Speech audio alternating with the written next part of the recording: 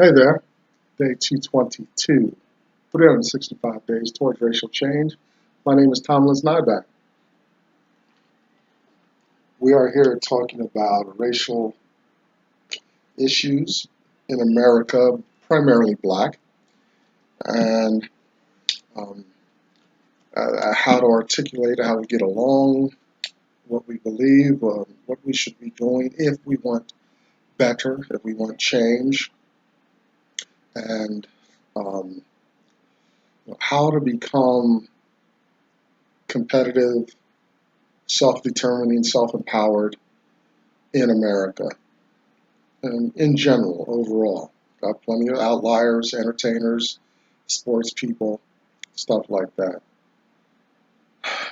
When will it become just a common, everyday experience that we can put even the blight of slavery as a distant memory, as something that no longer impacts America's structure? That's hard to do when the foundation upon which this nation rests includes the slavery dynamic, you know, power and control dynamic all on steroids. America. In America, slavery was unique in a way. It's the only nation that did slavery the way it did. Uh, Slavery is probably not good no matter what situation you're in, but America's slavery offered no way out. You were born into it. You know, it wasn't because of your performance, it was because of your color of your skin and who you are. Very sad. That continues to this day. I won't get too much in that. So I'm concerned about how black people think, based on just what I've just said. What do black people believe it's still an issue? Does it need to be addressed? Do we have cause to be cautious, to be skeptical of America's intention towards us? Can we be honest about that? Are our convictions in line with what the truth is in America about how we we get along here, so to speak? Conversely, flip side of the same coin is the white mind. Can white folks be honest? I understand. I've read even Dr. Anderson. We'll talk about Dr. Anderson in a moment. Says white people feel some kind of way that they're called out because of what their forefathers did and what they may be perpetuating themselves today. Let's be honest. And this is troubling concerning white folks. You know, but it's history. It happened. It was real, and white folks um, need to come a distance, travel a distance mentally as well, as far as being honest, um, as far as being transparent about their motivations. You know, I'll tell you what, I go to work and we don't, when we're out in society, we don't necessarily automatically know what a person is doing in their private life. You know, but I don't know. I might be able to get along with a skinhead if they're honest with me. If we can be honest with each other, recognize, maintain our boundaries, not try to exercise any authority over each other, I think that we'd get along pretty well. The problem comes in when someone wants to take my right to live and be on the earth, because their idea of superiority and purity. You know, well, I'm not laying down for that. I'm sorry. So, but white folks have to come a distance, get on board with being honest, and at least not get in the way when black people are trying to make a move and put themselves in a place by their own strength to help them to be competitive and equal with whites. Also, I have a burden for financial literacy among black people, knowing how to handle finances, understanding who we are, what that means in truth in this world, how to work, how to configure, orient our financial life, financial understanding in America beyond your simple bank account. Money has to, we have to anticipate living almost forever with the body giving out, and our finances need to fill in that gap almost indefinitely. So what products, what needs to happen to facilitate success in that area. Very important. So there you have it, a little bit of introduction. I'm inspired by a man named Dr. Claude Anderson. Helps me articulate this project, my angst in America. No, I'm not going. Well, I am where I came from, so I'm already back there. So there's no leaving. This is my home. This is where I was born. At least the Constitution gives me that right. Being born here, I'm a citizen.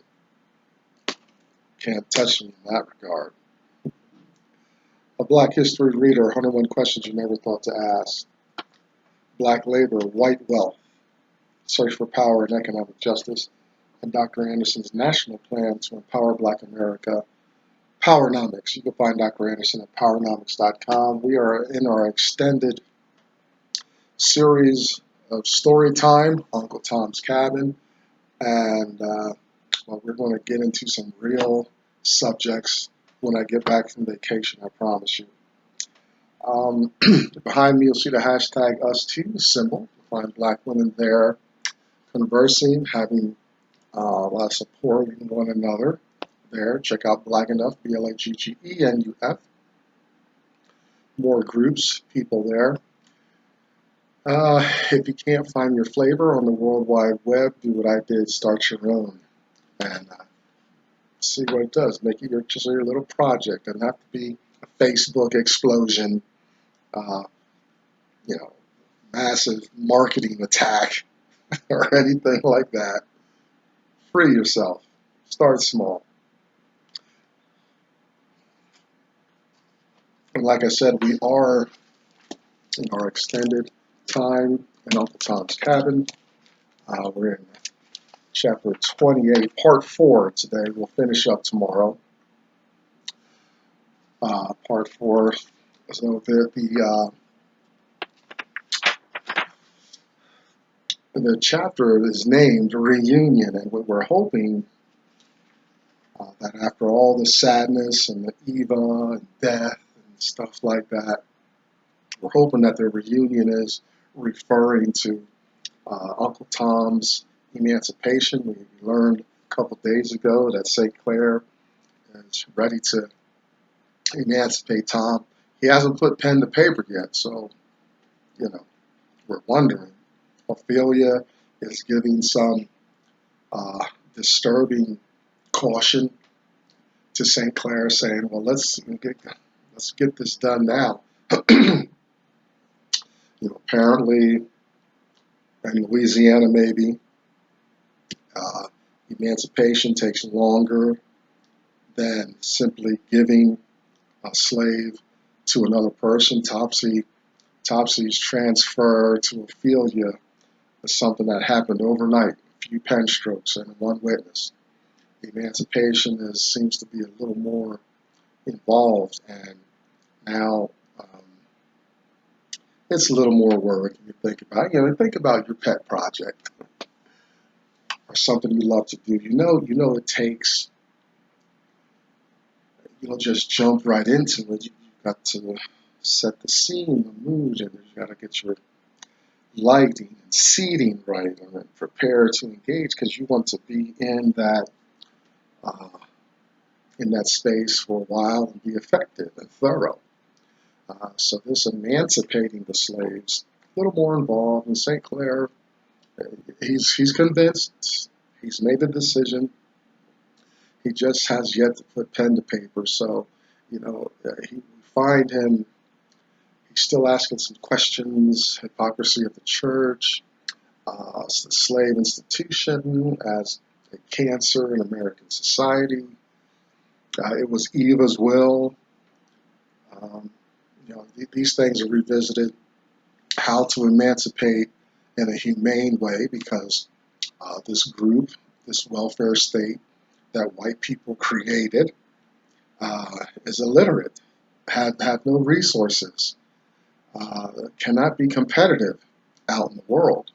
So we got to be responsible as we take these chains off of these people and let them go. So these are some overarching concerns with the abolition of slavery.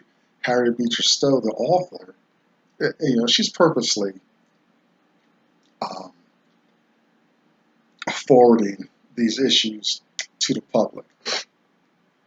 Or the abolitionist claims are very altruistic and benevolent, uh, in God's will, and all that stuff. There's we got to be also mindful of a necessary process. I likened it to finding Jews in concentration camps, or hungry children in Africa with bloated bellies. Well, you don't fire up the grill and start handing out cheeseburgers to these individuals, because their digestive system is compromised. You could kill them literally like that if you just let them gorge on cheeseburgers. Yes, they need food and sustenance, but now their condition is critical, and it needs, they might need some milk, a liquid diet for a day or two, just to massage those insides and get them working and wanting to work right. Kidneys may have shut down. A kind of onset of AIDS may be attacking these individuals. So you don't just fire up the grill and start handing out steaks and you know, fill them up. That's not how you do it. You probably have to give them the diet of a young newborn child. Same way as far as emancipating the slaves. You can't just drop resources on them as though they're sure how to use them. The slave has a vision of what freedom looks like, but that needs to be massaged a little bit. Those are the issues about emancipation in this chapter named Reunion. We're hoping that the reunion is Tom finally heading home. I will say there's a whole lot of book left, so we're going to see how Harriet Beecher Stowe handles a chapter entitled Reunion. St. Clare's asking the pragmatic questions about emancipation and all that. We just went over that. Ophelia is like, I get it. Um, we're going to have to be domestic missionaries before we send people to Africa and Dr. Livingston and things like that. Because she's like, but we've had this discussion before, earlier. I forget which chapter, which day. And St. Clare's teasing, when St. Clare was kind of teasing Ophelia about missionary work. It was about concerning Topsy, intimacy with Topsy, and how that this missionary work must begin at home. Now we find Ophelia. Now it's sunk into Ophelia. Now she's reiterating that argument. Yeah, we must be domestic missionaries. We have to take our time to make black people competitive, at least knowledgeable so they have a fighting chance in America instead of just letting them loose on the countryside to fend for themselves. Yeah, well, what a mess this whole slavery thing is that I stopped to think, like, wow, what a mess, what a train wreck. You know, on one hand, it's almost better to keep them slaves, although you can't have a good conscience about that. You gotta let them go, but if you let them go, you gotta put them in a space where they can be competitive and be able to fend for themselves and things like that. It's very sad, very sad. Power and control is an issue. You know, you've got the dependent people. You know, how do you get them to make independent decisions, think independently, and all that, and to live a life of a free person? Big, big challenges there. Um, so,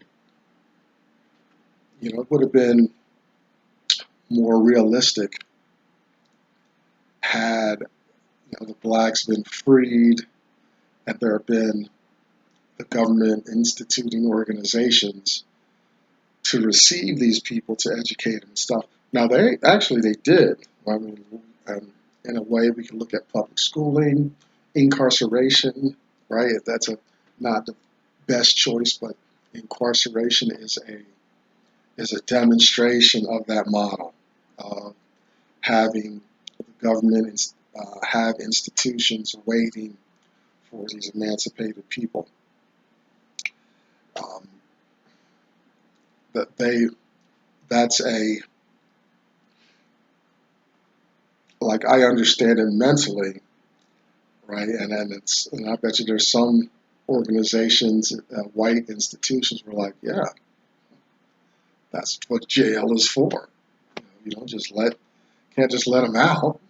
They're going to be, you know, probably stealing from my crops and stuff, and they're, you know, out there. So we've got jails, public school to a degree. The church is going to receive these free folks and everything. Well, you know, that's another discussion. It's kind of outside the text because I don't see mass emancipation happening just yet.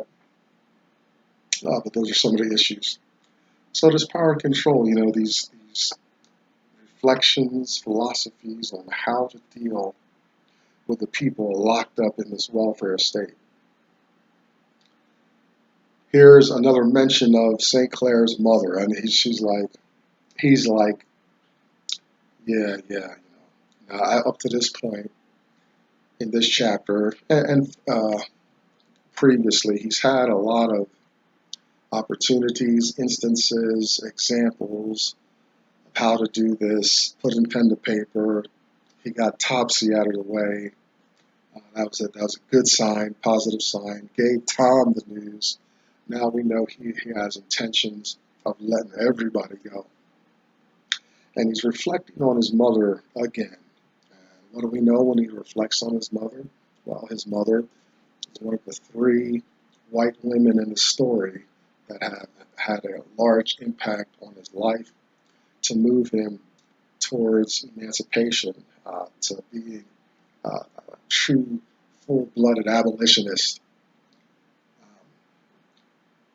to be a liberator in his day, a champion, a hero. You know. And his mother, reflecting on his mother, got him caught up again. And he's like, you know, I'm going to go out.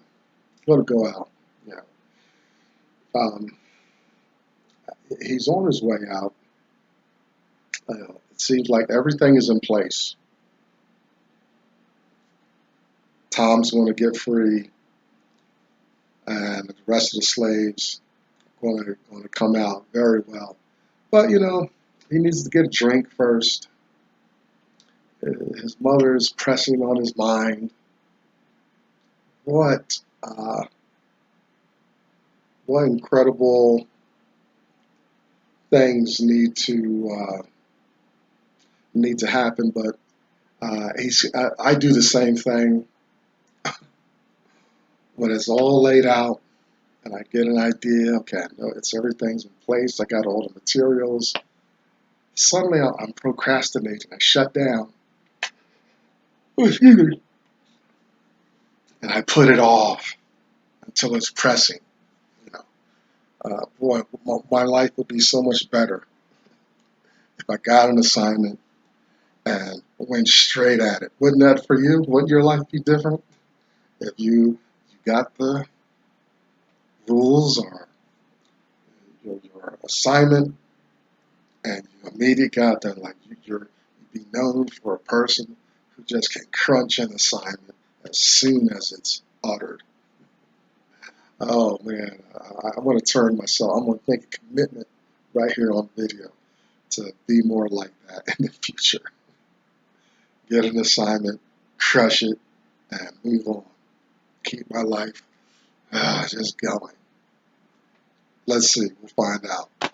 We got another 140 days to go. We'll see. We'll see what happens if I'm like that. I'll give you an update, periodical updates. I'm reflecting on my mother. I'm going to go to the tavern. I'm stepping out. Tom is right there immediately. You know, like, Master, you want me to come with you? I'll be your company. You know, of course, Tom's expecting to hang outside, wait for Massa. Tom doesn't drink at all.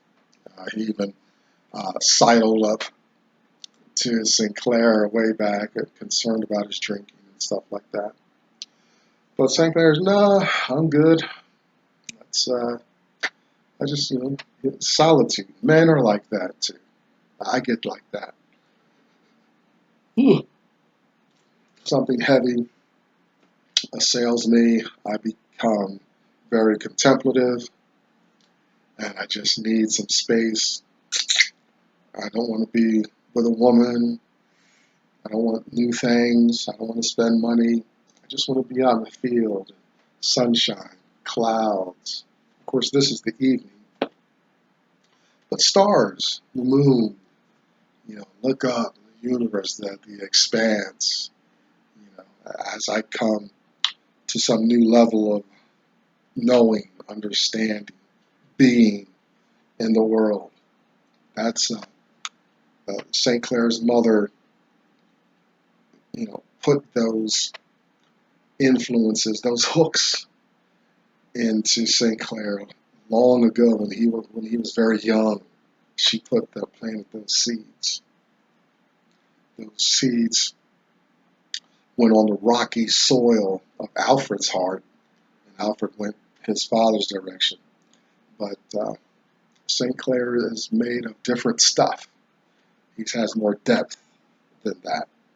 And so he's going to go to the tavern, think about mom, have a drink, and sure enough, I'm pretty sure his intentions when he gets back is to write some stuff down tonight before I go to bed. I'm sure that's his thinking. Before I go to bed tonight, I'm going to write down some of this stuff, at least put some letterhead together. I'll put a title on it, tell them what the world, my will is for the slaves, my intentions, and whatnot. Let's do it. Tom is like, he's watching Massa go on, heading into the town, to the tavern, And Tom is like, what a night. I'm going to be free. I'm going to buy my family back. I'm going to see young George, Mr. Shelby's young son. George, Tom has, very good relationships with these young white kids. Very healthy, very natural. And he's going to see Eva in heaven when he cast off his mortal coil and all this stuff. Nothing could be better for Tom until intense knocking on the gate, you know, and there's loud voices, there's knocking, there's commotion, there's uproar. It breaks Tom out of his uh, this oasis of thought that he's thinking of about being free, raising his own crops, living in his own house, working his own land, everything, enjoying the fruits of his labor, all this. And now he's interrupted by something going on at the gate, at the house. What's happening? And so what we find, we're not surprised. St. Clare has been stabbed at the tavern. He walks in, a fight is breaking out, two drunkards are at it, knives, brandishing knives, and St. Clare's just in there. The text says that he's trying to disarm one of them, but it's probably part disarm, part protection and stuff. And St. Clare, these are probably two brutes going at it, not civilized men. And St. Clare's probably not an individual with some natural strength. Everybody's been doing work for him. He's at desk writing. He's lounging a lot. So he's just probably at the mercy of this whatever powerful man wielding a knife. That's why you see a lot of poor people go to the gym. I work a very physically intense job. Forget gyms. I do gym. Gym is my job. I got tendonitis and a lot of weird pains and discomforts to prove it.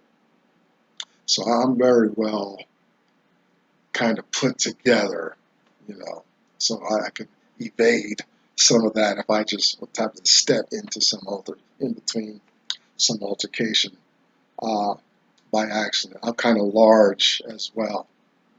But St. Clare, the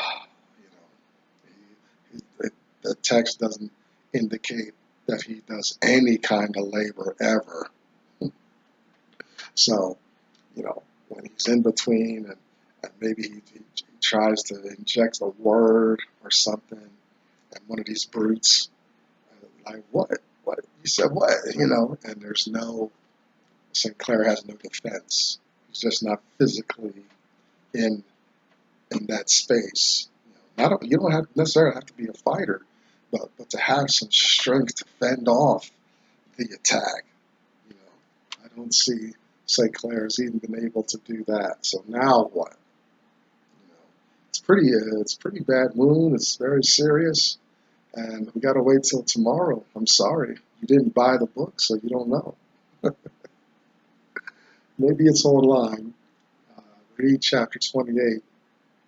Leave us with a cliffhanger. We'll find out tomorrow what's going to happen on the plantation in light of this new tragic development that St. Clare has been stabbed. What's in light of promises and commitments made to black people and moving in the right direction on behalf of blacks. Now he's stabbed. Let's see what happens. Sorry to leave you there. No, I'm not. It's intentional. I'm Tomlin's Nyback. It's 365 days towards racial change, day 222 out of the way. Now you gotta come back tomorrow. Let's find out what happened to St. Clare. Bye-bye.